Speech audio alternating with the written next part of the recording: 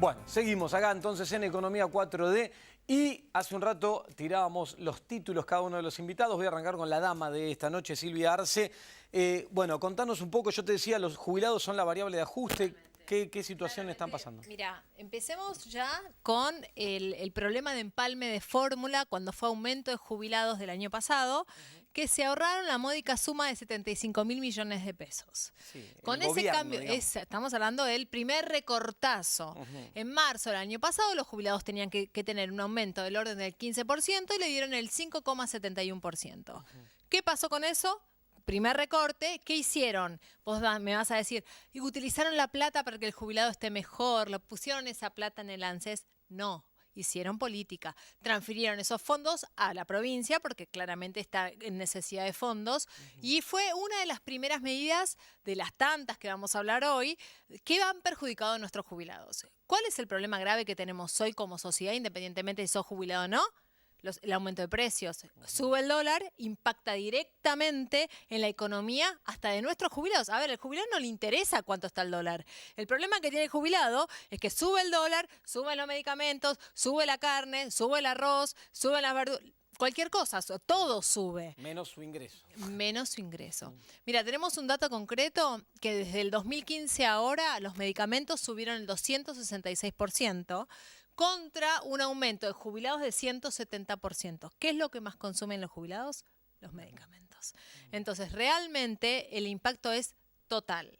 Hoy la canasta básica está en 30.500 pesos. Esto es un dato... ¿De un jubilado? De un jubilado. Es un dato que digamos que lo ha publicitado el defensor de la tercera edad, Eugenio Semino, que es el que maneja generalmente los datos de las canastas básicas de los jubilados. Recordanos la jubilación mínima. 10.400 pesos. Bien, o sea, un juntando tercio de la 3 canasta. Jubilados... Tenés una canasta. Tengo cubierta una canasta básica. Por eso te decía que llegan al día 12 aproximadamente, 11, con los jubilados y su bolsillo. Con lo cual podríamos decir que los grandes perjudicados con todas las medidas, con esta inflación que no para, aumento de medicamentos y demás vidas, son los jubilados. Vos hablabas del aumento de medicamentos por la suba del dólar, esto es así. Hay un impacto directo. Se complica, está habiendo datos que marcan caída en el consumo de medicamentos. Claro. ¿Y el PAMI qué hace? Nada. Absolutamente nada. Mira, en los últimos meses ha disminuido la cantidad de jubilados que consumen medicamentos. El jubilado tiene que consumir por día, por ejemplo, en un tratamiento normal, 4 dosis, está en la mitad, 50%. O sea, se han disminuido cosas que no pasaba nunca. ¿Por qué? Porque no llegan, no pueden comprar, porque el impacto digamos, los medicamentos tienen una parte muy fuerte relacionada al dólar. No sé por qué, porque hay muchos de industria argentina, pero bueno, viste que sube el dólar y sube lo que no tiene que subir, todo. Hay medicamentos como son los coronarios o los que tienen anticoagulantes, que son los que más consumen, que han aumentado el 600%. ¿En el último año? En los últimos 3 años, del 2015 a ahora. Sí. Con lo cual... Es imposible. A ver, ¿cuáles son los problemas de los jubilados? Muchísimos problemas coronarios, muchísimos problemas, digamos, anticoagulantes. Esos medicamentos que más consumen, 600%. ¿Cómo hace el jubilado para llegar? Es realmente magia llegar, y si no tienen ayuda, van muchos a comedores, cosas que esto tampoco pasaba antes. Hay refugios que les dan de comer a los jubilados, cosa que era inimaginable. ¿Y qué hacer, no? Porque digo, uno mira el acuerdo del gobierno con el Fondo Monetario Internacional, la necesidad de ajuste, el famoso déficit cero, y ahí aparece, digamos, el principal componente del gasto y donde uno de los sectores más débiles sobre los cuales el gobierno avanza, lamentablemente, son los jubilados. Entonces... Yo creo que el tema de jubilados tiene que ver con que el jubilado no tiene un reclamo tan activo. Me parece que toman medidas, le sacan beneficios o claramente tienen situaciones que desmejoran su situación. Igualmente el jubilado sigue y no hay paros, no salen a la calle, no hay manifestaciones. Entonces es como un sector, me parece muy pasivo, que les resulta más fácil ir por ese lado. El fondo claramente lo que está pidiendo, más recorte, y está pidiendo un cambio de legislación. Sí. Por eso lo que yo les digo a todos es, el que tiene la edad y los aportes, digamos, tiene que jubilarse, porque todo lo que vendrá no está bueno. Bueno, porque hay una discusión de fondo acá, digamos, que es que el gobierno anterior, con las moratorias jubilatorias, incorporó a muchos jubilados que no tenían los aportes, que es una política social válida. Digo, uno analiza y dice, bueno, pero a ver, No es que no aportaron porque no quisieron también, fueron víctimas aparte, de un sistema.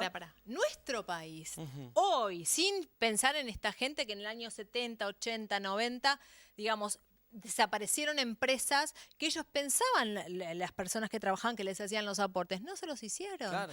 Y al no hacerle los aportes, no tenían la posibilidad. Hay gente que viene con una certificación de servicios que dice, trabajé 15 años en fábrica Pirulo, desapareció, y ANSES dice, no se pudieron verificar, no los hicieron, tu jubilación denegada. Claro, y el Estado no puede dejarlos liberados. Bueno, pero sin embargo... ¿El trabajo negro de este año? Claro, pero cuando uno habla, a mí me preocupa, cuando hablo con funcionarios de este gobierno, no tienen ni idea. Lo ven mal, ellos te dicen, no puede ser que alguien esté cobrando una jubilación si no hizo los 30 años de aporte, por eso quieren cambiar la ley de vence el 23 de julio, la segunda moratoria del gobierno, digamos, kirchnerista, vence y todo indicaría que no lo van a, que no lo van a prorrogar.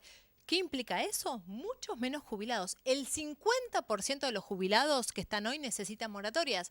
Porque no es que la gente no trabajó, es gente que trabajó y no le hicieron los aportes, es gente que estuvo desocupada, es gente que empezó a buscar y las empresas desaparecieron y no guardó los recibos de sueldo.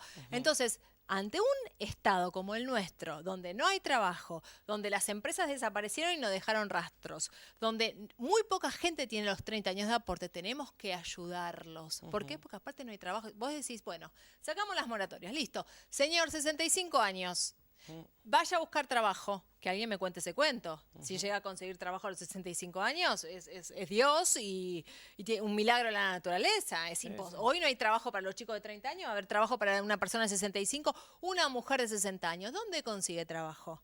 Entonces, para empezar a pensar en que vamos a dejar las moratorias de lado, que es casi un hecho, porque en julio vencen, primero tenemos que ver como sociedad cómo puedo brindarle trabajo a los que no se pueden jubilar. ¿No? Pensar cómo pueden seguir, digamos, que va a dejar, la gente se tiene que morir, entonces realmente es un disparate. Para mí no tienen ningún tipo de criterio objetivo de lo que está pasando en nuestra sociedad y en una Argentina que desde hace poco tiempo recién tenemos aporte, digamos, el control de los aportes. Antes uno no sabía si te hacían los aportes, te daban los recibitos así, uno no sabía. Hay gente que trabajó años enteros pensando que tenía los recibitos, los aportes hechos. En realidad no estaban hechos. Bueno, entonces, primero tenemos que ir, me parece que es una cuestión de base y es una cuestión de historia de nuestro país. Hace poco, recién, esto no debe pasar en todos los países del mundo, debe haber más control sobre esa cuestión. Lamentablemente, es un país donde hay mucho trabajo en negro y que la gente acepta esas condiciones porque si no, no tiene trabajo. Entonces, no podemos escapar de esta situación para pensar tan fácilmente, decir, saquemos las moratorias. ¿Cómo saquemos las moratorias? ¿Y entonces qué hace esa persona? No, claro, por eso. Pero pareciera a veces que son un número en una pantalla y no gente. Damián, te consulto, hacía este análisis y el tema del traslado a precios de lo que pasa con el dólar, suben los costos. Este gobierno dolarizó las tarifas, dolarizó los combustibles. A ustedes, sector textil, que además son de los principales empleadores de Argentina, le suben los costos, le caen la demanda, le aumenta la importación. ¿Qué hacen? ¿Cómo atraviesan esto? Bueno, el movimiento es todo, digamos, como hablábamos al principio del programa, antes fuera de cámara, la situación está tan complicada que uno no sabe por dónde empezar a explicarla. Vos me preguntás por el dólar y sí, puntualmente cada movimiento del dólar nos está impactando por la dolarización de las tarifas. En el textil se consume mucho energía, eléctrica y energía y gas. Impacta mucho en el precio del gas, impacta mucho también en el precio de las materias primas. Muchas materias primas están dolarizadas, te diría la mayoría de las materias primas están dolarizadas. Y lo que es muy difícil es trasladar eso a precios. Te diría que es casi imposible.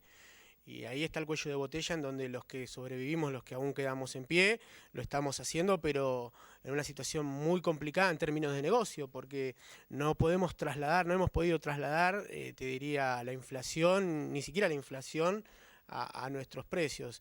Ese te diría que es uno de los grandes problemas, la falta de financiación se viene a sumar.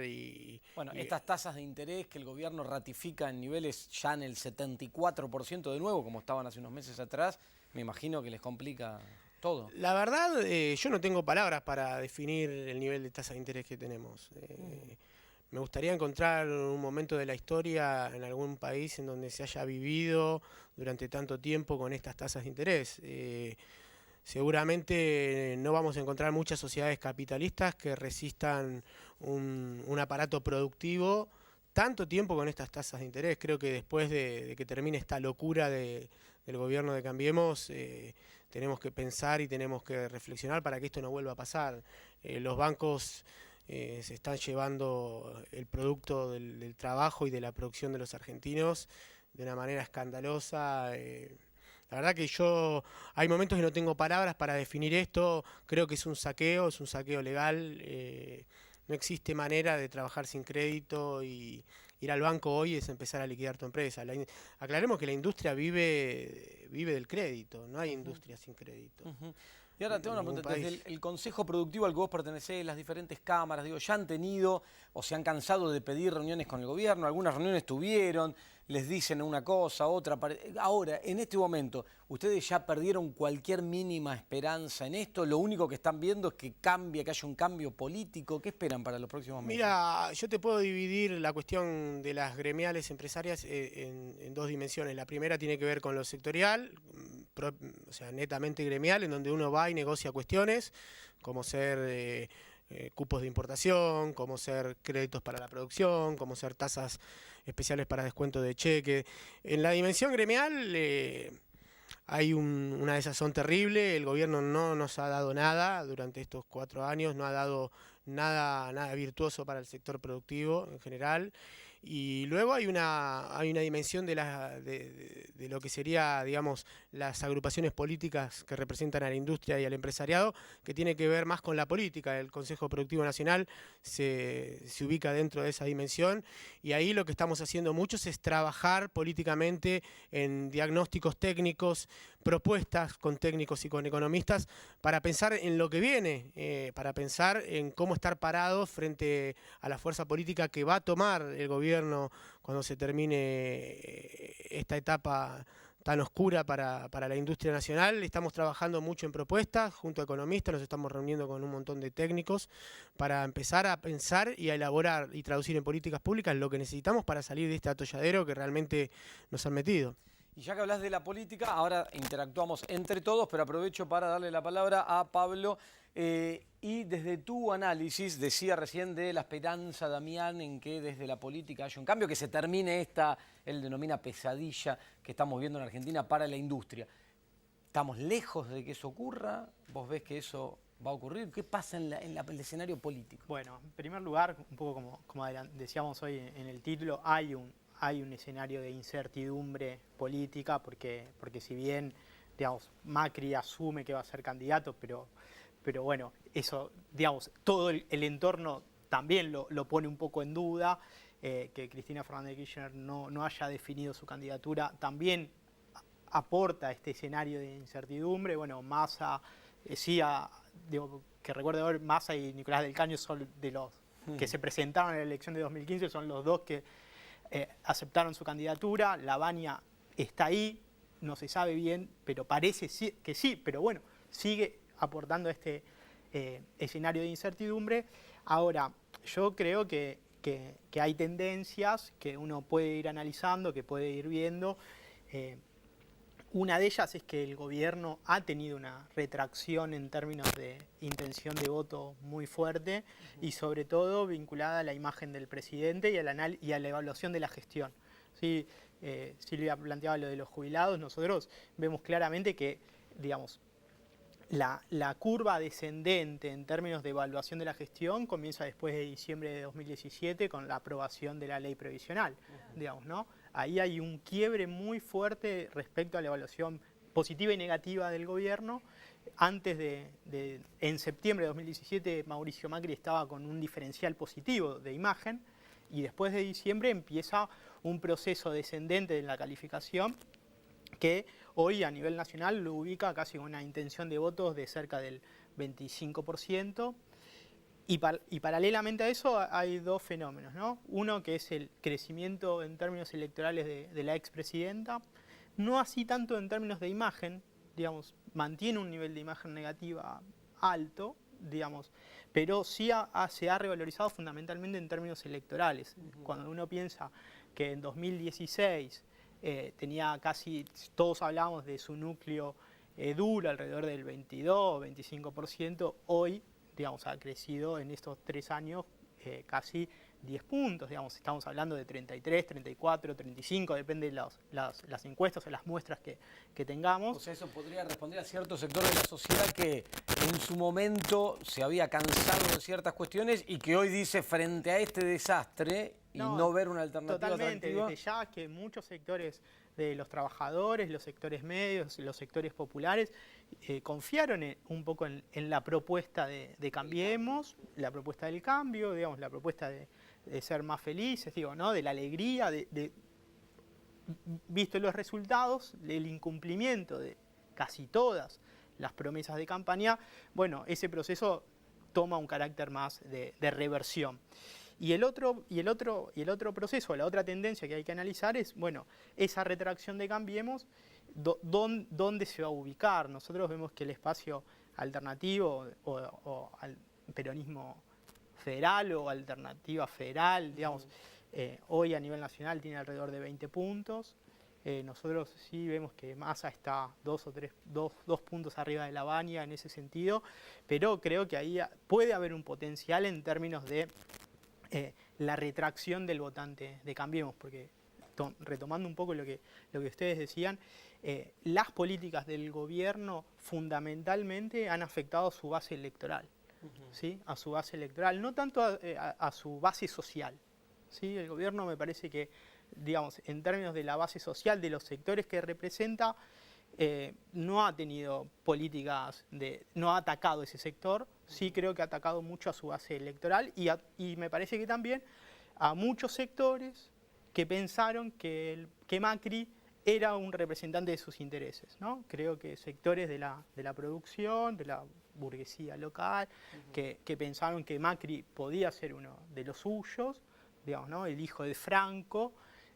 Me parece que no, digamos, ¿no? Que eso también ha fracasado y que eso también incide un poco en esta retracción y sobre todo fundamentalmente en un clima social de mal humor, digamos, ¿no? Bueno, también es cierto en los últimos días, y me consta, que desde este sector que el propio presidente llama como el Círculo Rojo, hubo muchas presiones para que el presidente desista de su candidatura y sea María Eugenia Vidal. En un momento se habló que la fórmula sea integrada con Martín Lustó en una idea de que dos figuras más jóvenes que a pesar de pertenecer al espacio pueden hablar para adelante y generar alguna esperanza, que ya el presidente no puede hacerlo y que está muy deteriorada su imagen. ¿Ves que esto es así y ves posibilidad de que exista ese corrimiento o no?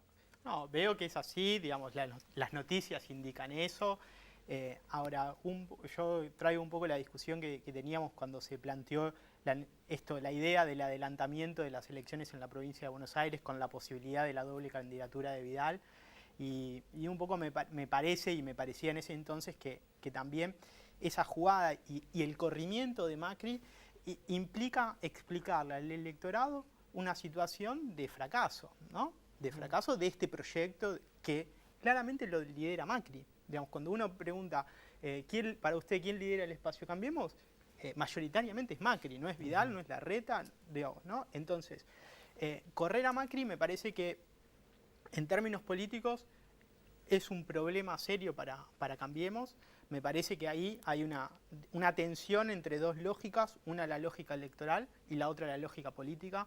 Yo creo que políticamente para mí había sido correcta la decisión de no adelantar la elección, porque era debilitar mucho políticamente al presidente, y yo creo que hoy, si Macri decidiera dar un paso al costado, creo que sería muy complejo en términos políticos, porque lo que se está discutiendo hoy fundamentalmente es quién tiene el poder político, ¿no? Y la crisis de credibilidad fundamentalmente está puesta ahí. Digamos, la sociedad, ¿dónde percibe que está puesto el poder político? Entonces me parece que, si bien electoralmente María Eugenia Vidal mide más que Macri, y uno podría decir a esta altura del partido que es mejor candidata que Macri, y si lo acompaña Lustó podría tener un potencial electoral interesante como propuesta a la sociedad, yo creo que en términos políticos es un problema y es asumir que este proyecto fracasó abiertamente, ¿no? Es que desde que se inauguró esta lógica de los 4 años y la reelección, es medio como que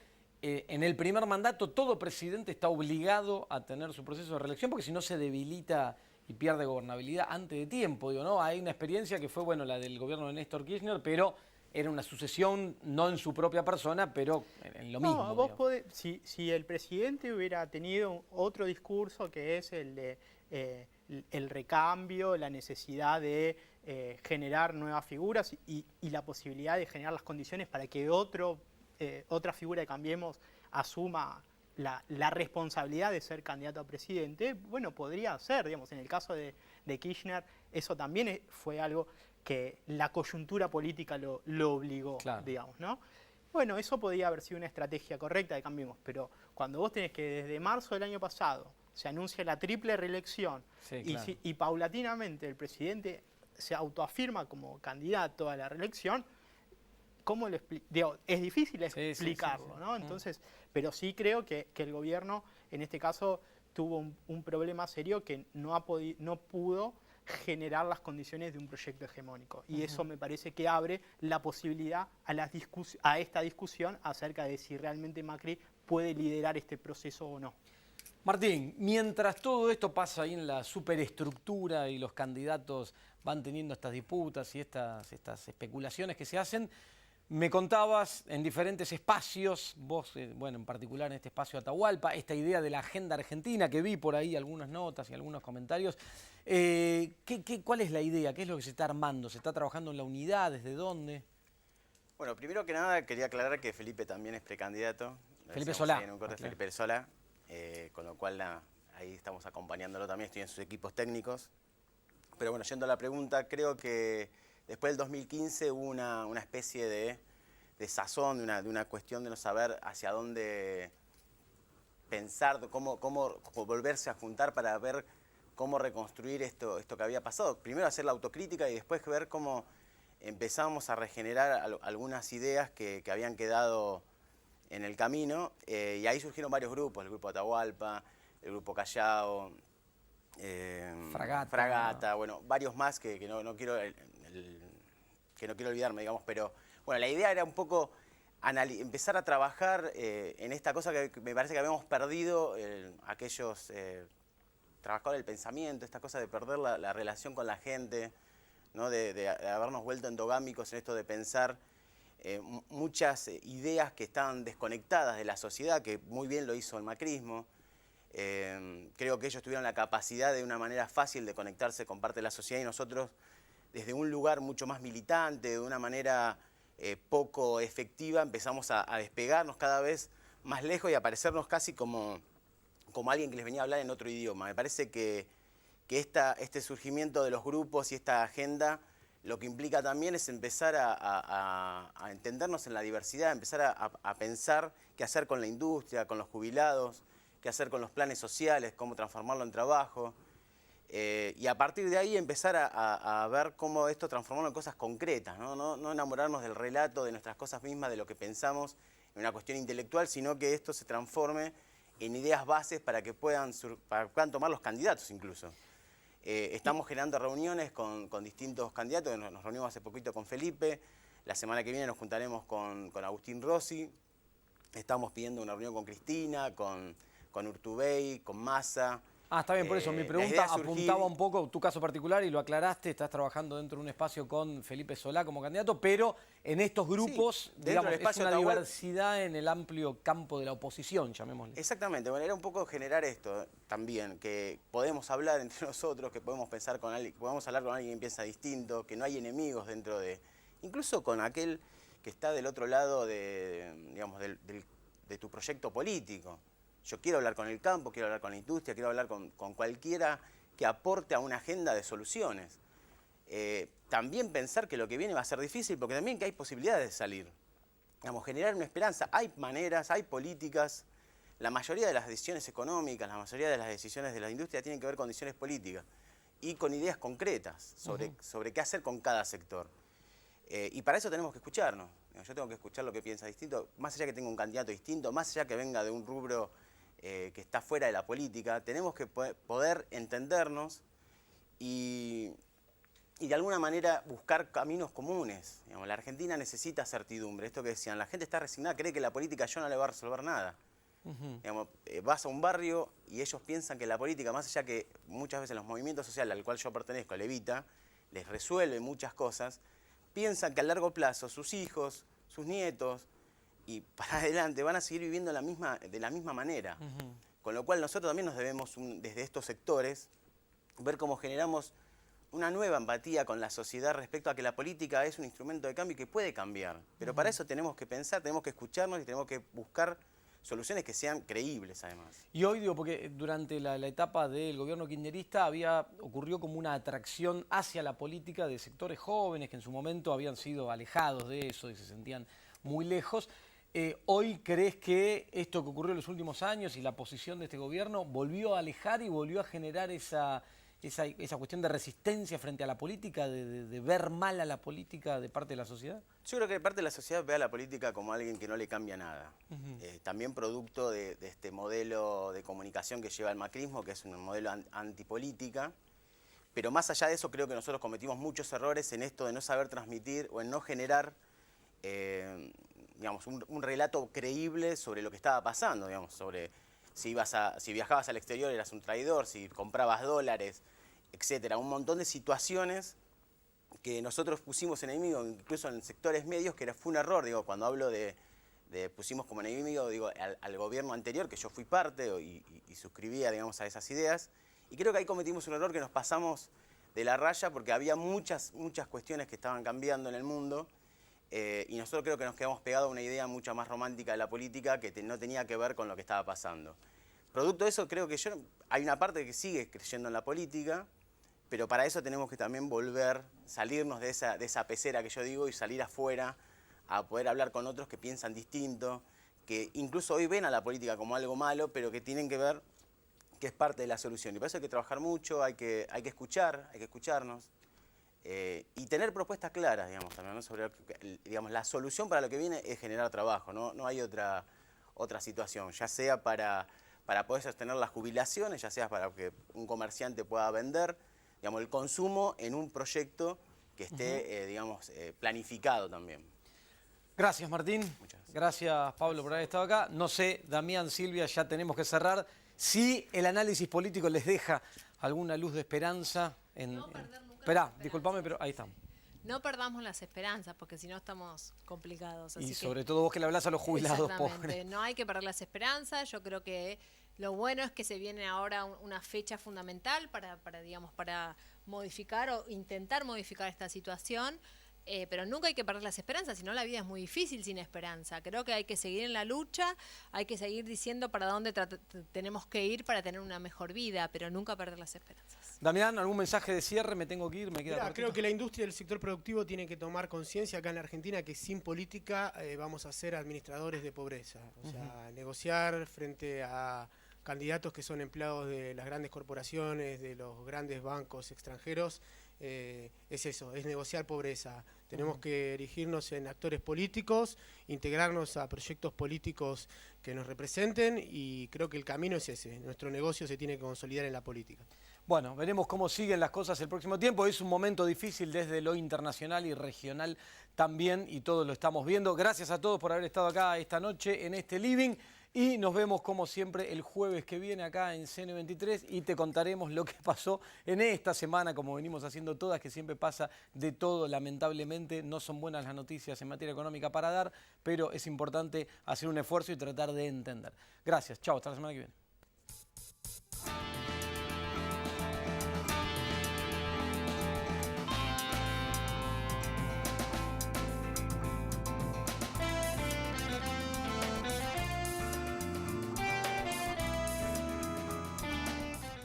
Atilra es artífice de un proyecto solidario, colectivo y social. Es una realidad que crece, se desarrolla, vive y se multiplica, pero sobre todo permanece en el tiempo. Atilra, más de 70 años sembrando de sueños el camino. Cuando la salud está en peligro, el único remedio es la justicia. Si en las provincias se derogan las leyes sanitarias, las farmacias de barrio pueden desaparecer. Decile no al monopolio. Es un mensaje de la Confederación Farmacéutica Argentina, a favor de la ley, a favor de la salud.